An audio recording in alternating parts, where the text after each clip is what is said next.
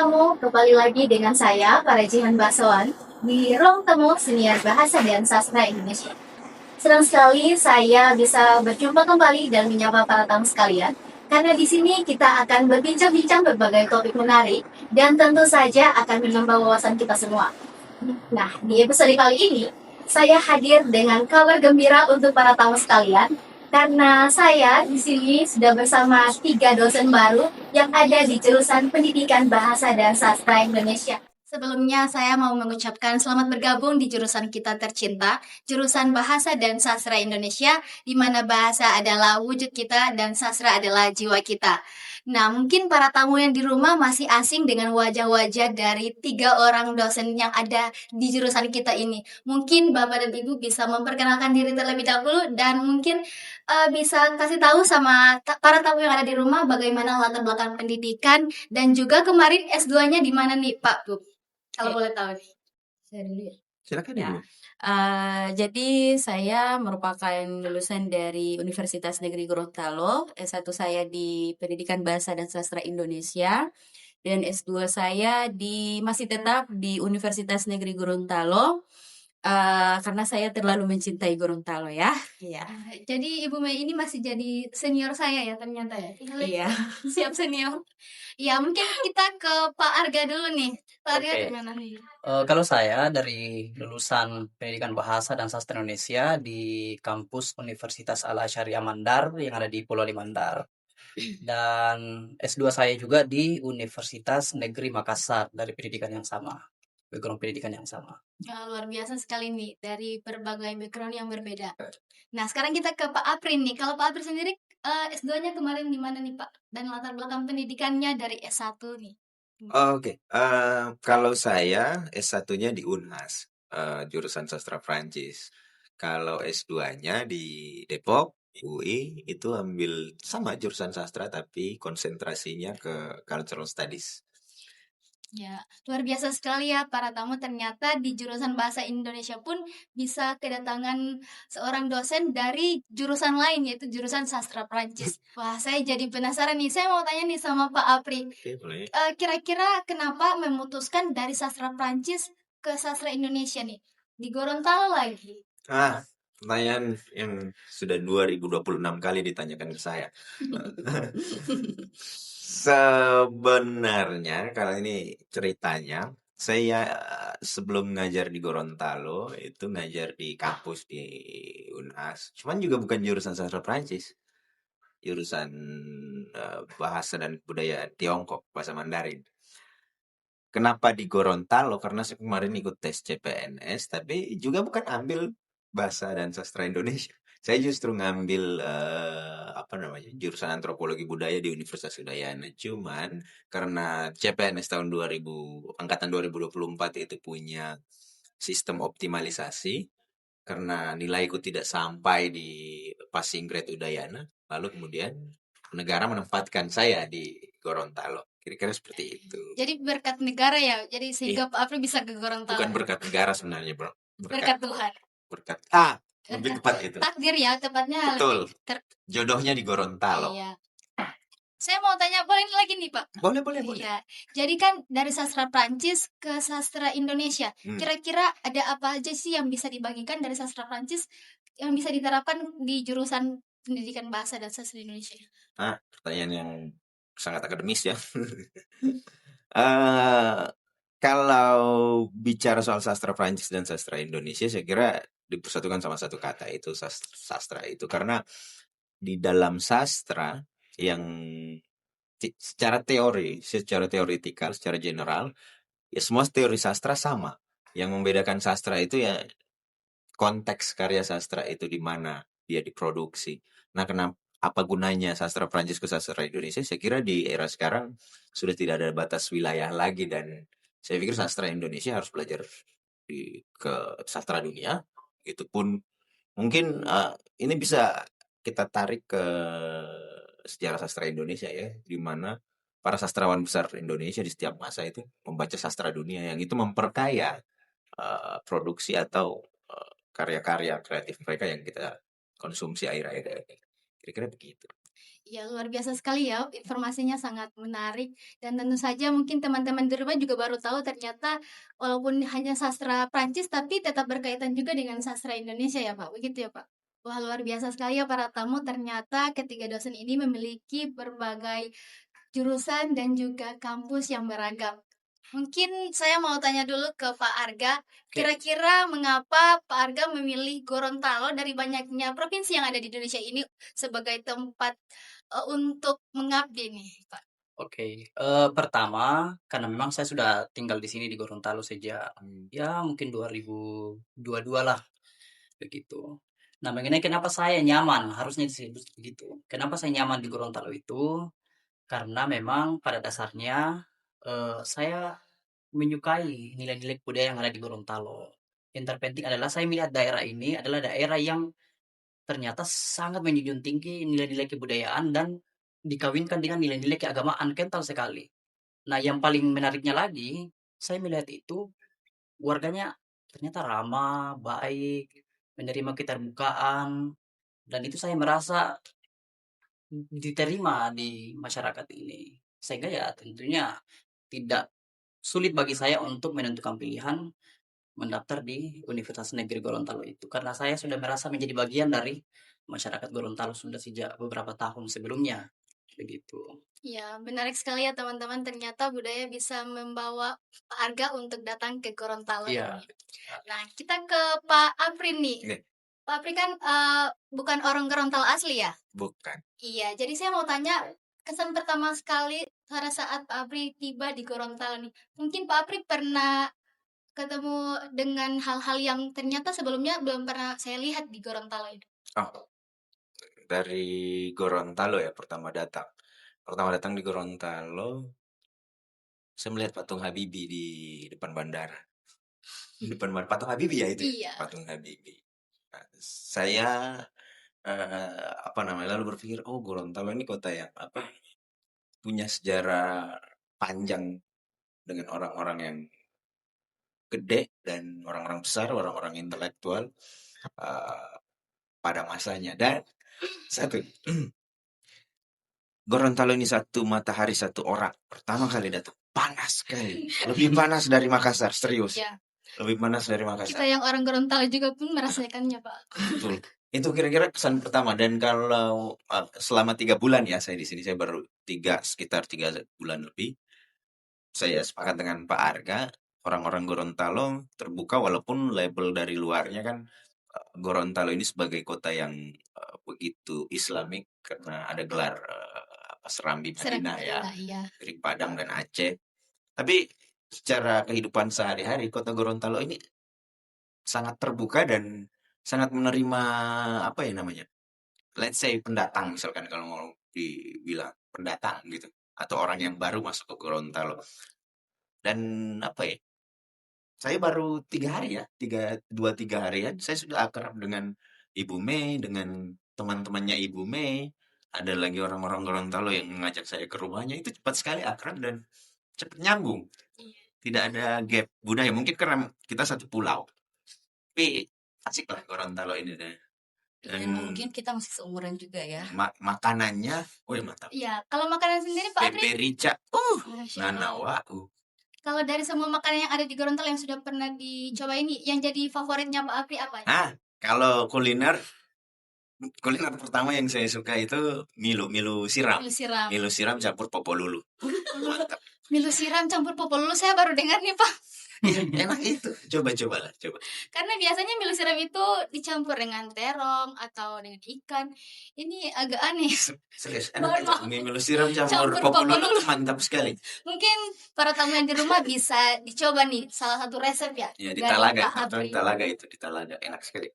Iya, menarik sekali ya. Mungkin para tamu bisa dicoba ya. Nanti aku kasih komentar di bawah. Kita ke Ibu Mei nih. Sebagai orang Gorontalo asli, dari S1 di Universitas Negeri Gorontalo, S2 pun di Universitas Negeri Gorontalo. Seperti yang dikatakan di awal tadi, memang sangat cinta Gorontalo nih. Kalau Ibu Mei sendiri, apakah tidak kepikiran untuk ambil di luar atau bagaimana? Kenapa memang secinta itu ya dengan Gorontalo? Ya, kalau saya yang pertama karena mungkin dari kampung saya ke Gorontalo itu lebih dekat daripada misalnya saya ke Manado, karena kami masih provinsi Sulawesi Utara ya. Terus karena saya daerahnya Gorontalo, makanya saya memilih Gorontalo. Dan untuk S3 ada rencana tetap di luar daerah, tapi itu baru rencana ya. Nanti kita lihat ke depannya bagaimana. Ya, kita doakan ya teman-teman, semoga S3-nya bisa di luar. Amin. Nah, Ibu Mei kan ini bertemu dengan dua orang yang asalnya bukan dari Gorontalo nih, iya kan? Nah, mungkin Ibu punya seperti kayak hal-hal penting yang seharusnya Pak Arga dan juga Pak Prin harus tahu nih tentang Gorontalo, mungkin yang belum pernah diketahui sebelumnya nih. Ya, jadi karena saya merupakan orang Gorontalo, pertama bertemu dengan Pak Apri sama Pak Arga itu kayak punya tanggung jawab kecil karena saya harus membantu mereka untuk bisa beradaptasi ya di Gorontalo. Jadi yang pertama itu saya berbagi cerita tentang budaya lokal, kemudian tempat makanan tradisional orang Gorontalo, ya kan Pak Apri? Ya, betul. Pak Iya, siapa? Pak Arga.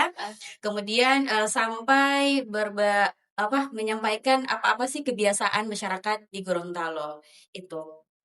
Kalau dari Pak Arga sendiri ada nggak kebiasaan dari orang Gorontalo yang kurang disukai?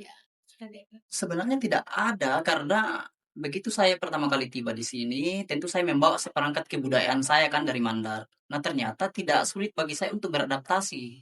Karena ada semacam konvergensi nilai. Saya menemukan itu kesamaan nilai-nilai cerminan kebudayaan yang ada di Mandar dengan yang ada di Gorontalo sehingga punya ruh yang sama meskipun di luar dari dialek dan bahasa yang berbeda ya. Jadi saya sudah eh, langsung nyambung begitu saja.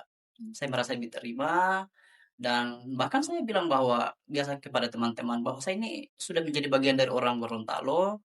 Saya ini bisa dikatakan orang Gorontalo yang lahir tidak di Gorontalo. Saya kini perlahan menyukai tradisi budaya dan segala adat istiadat yang ada di Gorontalo. Naturalisasi ya. Iya, Jadi saya bisa dinaturalisasi barangkali. saya menjadikan Gorontalo sebagai Mandar kedua karena punya kesamaan akar budaya yang saya sangat menyukai itu antara perkawinan kebudayaan dan keagamaan yang dipakai untuk menjawab tantangan zaman sehingga membuatnya itu lebih bernilai. Saya paling menyukai itu di Gorontalo. kayaknya mungkin dulu Pak Arga lahir di Gorontalo dan sekarang reinkarnasinya udah di luar Gorontalo nih ya sama-sama. Iya, Iya. mungkin kan sudah agak lama juga di Gorontalo ya, sehingga saya sudah beradaptasi dan wah nyaman juga ini. Saya menjadikan Gorontalo sebagai kampung kedua saya. Gorontalo emang tempat yang nyaman Iya, untuk tamu-tamu yang mau datang ke sini. Karena Iya, orang Gorontalo itu welcome kan ya. welcome, humanis, Ya, ramah baik-baik dan kan ya, Pak. sebagainya. Tidak mudah bagi saya untuk beradaptasi dengan teman-teman baru, Ibu Mei dan beberapa teman-teman yang ada di Gorontalo karena orangnya bagus, humble dan welcome. Terima Gitu. kasih Pak Arga. Iya. Nah, para tamu, tadi kan kita sudah berkenalan nih dengan 3 orang dosen muda yang ada di jurusan Bahasa dan Sastra Indonesia ini. Nah, sekarang saya mau geser ke sedikit nih ke pertanyaan yang agak serius, boleh nggak nih Pak? Oke, boleh. Iya. Boleh sekali. Iya, saya mau tanya nih, apakah ada pengetahuan ataupun informasi yang Bapak Ibu dapatkan di bangku perkuliahan, kemudian ketika datang di sini ternyata banyak mahasiswa yang belum tahu tentang hal itu. Mungkin dari Pak Apri sendiri? Oke, terima kasih Jia. Kalau dari saya kan baru kira-kira efektif mengajar 2 bulan. 2 bulan saya berdiskusi dengan beberapa mahasiswa. Saya menemukan kalau di institusi kita yang tercinta ini tradisi interdisipliner itu belum bagaimana ya menyebutnya, belum terlalu membumi. Ada wacananya, tapi secara praksisnya itu belum nyampe. Masih memandang bahwa sastra itu harus misalkan ini ya, sastra itu harus full text ya, walaupun secara pengertian begitulah sastra misalkan, tapi ketika kita mengangkatnya ke dalam kajian yang lebih kontemporer dan interdisipliner, sastra itu bisa apa saja misalkan. Misalkan bisa lewat medium film, lagu, kan itu disebut kerja sastra, apa namanya, literary works, kerja sastra. Dan itu yang kemudian menjadi apa ya namanya, trigger buat saya untuk, pemicu buat saya untuk membudayakan atau membumikan atau mewacanakan secara terus-menerus praksis-praksis interdisipliner itu. Sehingga kekayaan kajian, kekayaan perspektif itu bisa nyata terjadi di institusi kita FSP. Dan saya pikir itu yang harus, kalau mau bersaing ke apa namanya, ke tingkat yang lebih tinggi, bukan hanya regional, boleh nasional ataupun internasional, memang harus membudayakan apa namanya, tradisi interdisiplin itu yang sekarang lagi hype di dunia akademik. Iya, benar sekali. Memang kalau sekarang itu mahasiswa masih memandang bahwa sastra itu hanya dalam ruang lingkup kecil. Jadi mereka masih belum tahu terkait hal-hal yang lebih jauh lagi terkait sastra tersebut. Mungkin kalau Ibu Mei sendiri bagaimana? Kalau saya, karena saya fokusnya di pendidikan bahasa, terutama tentang pendekatan inovasi berbasis teknologi dan retorik. Jadi karena saya sudah mulai mengajar juga, banyak kebanyakan ya, tidak semua ya, kebanyakan mahasiswa itu menganggap bahwa pembelajaran bahasa Indonesia itu padahal sebenarnya dengan pembelajaran bahasa Indonesia itu kita bisa menggunakan media digital. Contohnya saya memberikan tugas kepada mahasiswa untuk tugasnya itu dalam bentuk proyek, itu menggunakan media digital, itu YouTube. Nah, mereka di situ dilatih untuk bisa berapa ya, bisa berekspresi di YouTube itu. Jadi saya menugaskan untuk bisa berpidato, itu kalau di saya.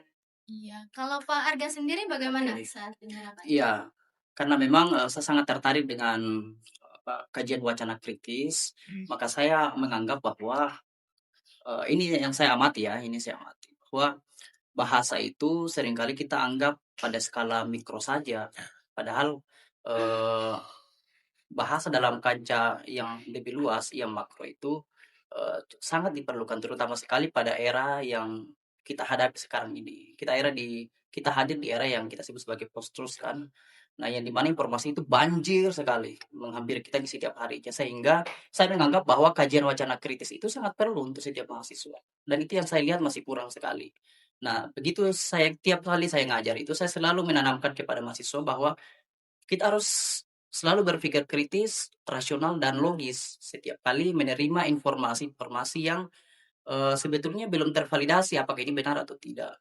Karena memang kita hidup di era itu, tidak bisa dipungkiri. Kata Imam Ali bin Abi Thalib mengatakan bahwa akan datang kepadamu suatu masa di mana kebohongan itu lebih mudah diterima daripada kebenaran, dan ini yang sudah terjadi saat ini. Kita darurat untuk eh, mengembangkan daya literasi kritis kita saat ini. Dan itu tidak hanya bisa dikerjakan lewat teori-teori yang ada di bangku kuliah, tapi dengan mengembangkan wacana kritis yang jauh lebih mendalam, fundamen, itu setidaknya kita bisa menjadikan itu sebagai pertahanan diri dan memahami realitas sosial yang jauh lebih kompleks di luar kampus. Dan tentunya ya kita bisa memahami bagaimana dunia itu bekerja. Apalagi ya kata apa namanya lagi, kita sering mendengar bahwa bahasa itu tidak pernah netral. Dia selalu terlibat dalam hal ya penggiringan opini, kekuasaan, hegemoni, apalagi tadi politik dan sebagainya, dan bahkan bisa dipakai untuk kebohongan. Sehingga kita harus berhati-hati. Kita darurat itu. Apalagi dengan kehadiran AI itu semakin memperkuat bahwa kita memang harus berpikir kritis melalui kajian-kajian wacana kritis begitu. Iya, benar sekali nih. Kalau Pak sendiri ketika penerapan informasi-informasi tersebut di dalam kelas, apakah menemukan kendala ataupun hambatan? Ya tentu ada kendala, sudah pasti itu. Misalnya ya memang kita sekarang ini dengan kemajuan teknologi yang semakin kompleks maju, rasa-rasanya kemampuan daya literasi kita itu masih sangat kurang juga, sehingga itu menjadi bagian dari tanggung jawab saya, tanggung jawab kita semua untuk mengajak para mahasiswa itu untuk senantiasa menyadari bahwa penting meningkatkan literasi kritis di era yang sekarang kita hadapi ini. Gitu. Itu anunya. salah satu solusinya ya tentu kita harus menghadirkan semacam kelompok-kelompok diskusi, ruang baca dan sebagainya. Supaya ya mahasiswa terpatri hatinya untuk mau meningkatkan literasi di era sekarang ini. Iya. Gitu. Kita ke Pak Apri dulu nih. Kalau Pak Apri sendiri pernah menemui hambatan ataupun kendala saat penerapan pengetahuan terkait sastra interdisipliner yang Bapak sampaikan tadi?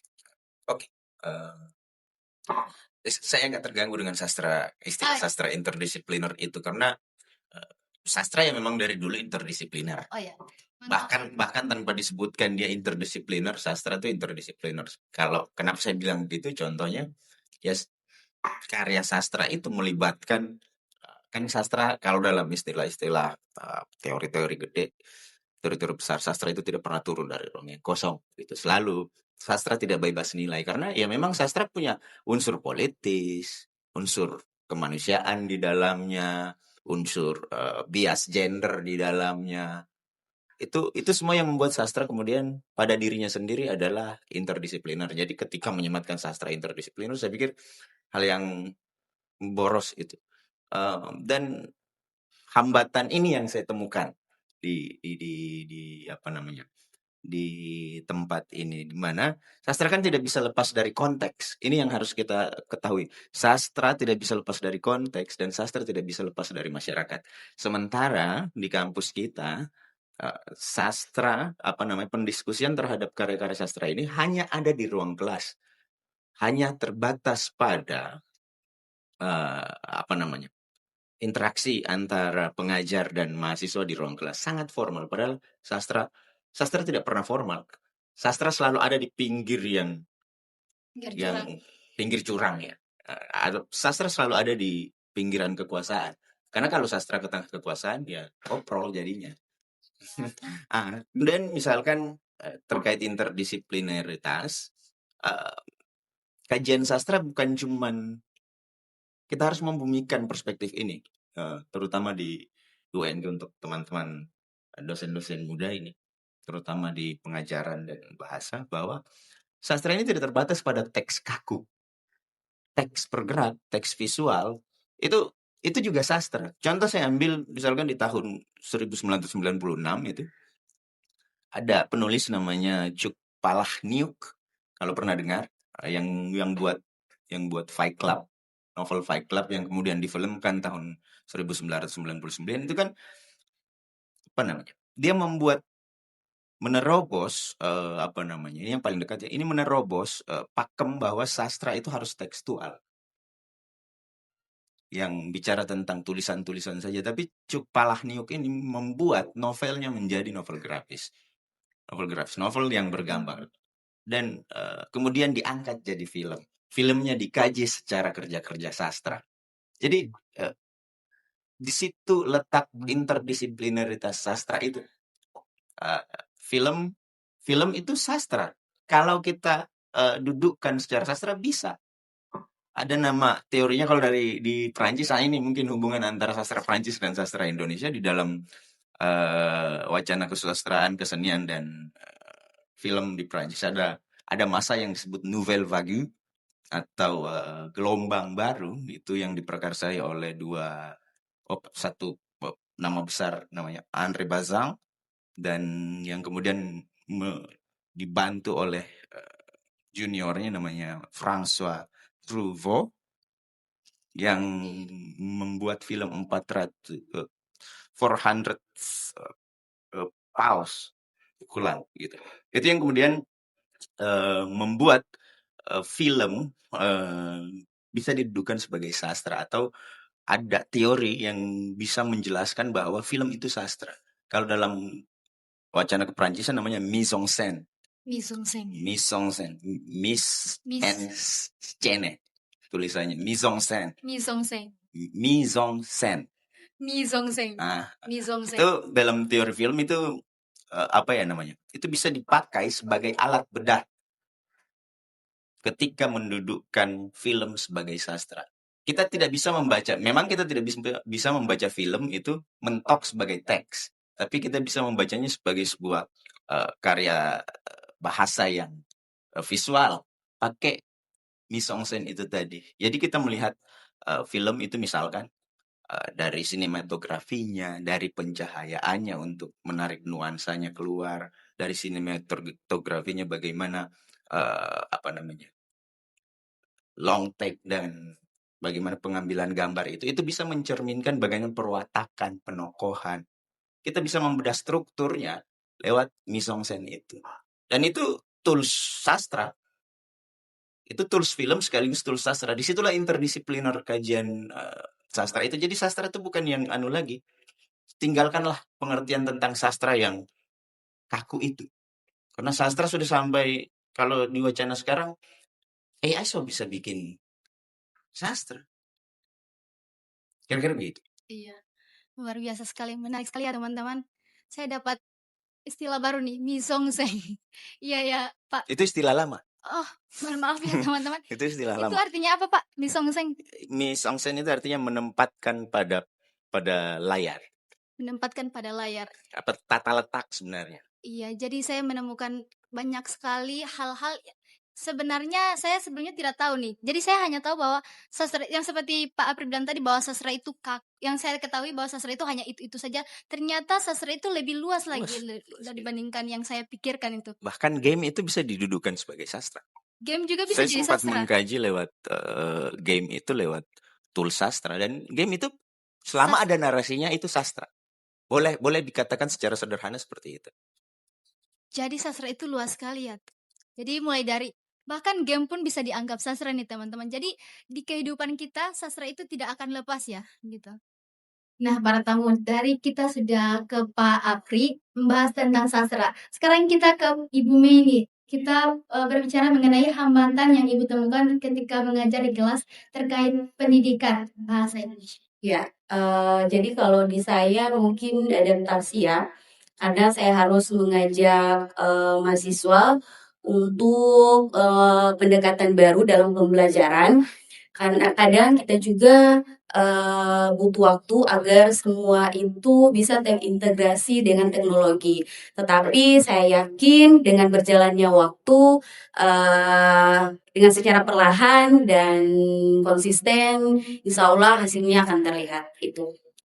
Iya, luar biasa sekali teman-teman. Itulah hambatan-hambatan yang ditemukan oleh 3 orang dosen kita yang ada di jurusan ini. Ternyata mulai dari bidang bahasa, pendidikan, dan juga sastra, ternyata banyak sekali tantangan yang ditemukan oleh dosen-dosen kita ini. Nah, tapi sayang sekali nih Pak Bu, karena waktu kita sudah habis. Semoga teman-teman yang di rumah setelah menonton podcast ini bisa menambah wawasannya dan mengenai pendidikan bahasa dan juga sastra Indonesia. Saya mau mengucapkan terima kasih kepada ketiga narasumber kita pada hari ini. Terima kasih banyak sudah berbagi dengan kita semua. Semoga Bapak dan Ibu betah di jurusan ini dan semoga bisa memberikan sumbangsi terkait ilmu-ilmu yang didapatkan di jurusan ini. Ya, terima kasih Bapak Ibu atas kehadirannya di sini. Saya Farajian Basohan pamit undur diri. Wassalamualaikum warahmatullahi wabarakatuh. Waalaikumsalam warahmatullahi wabarakatuh.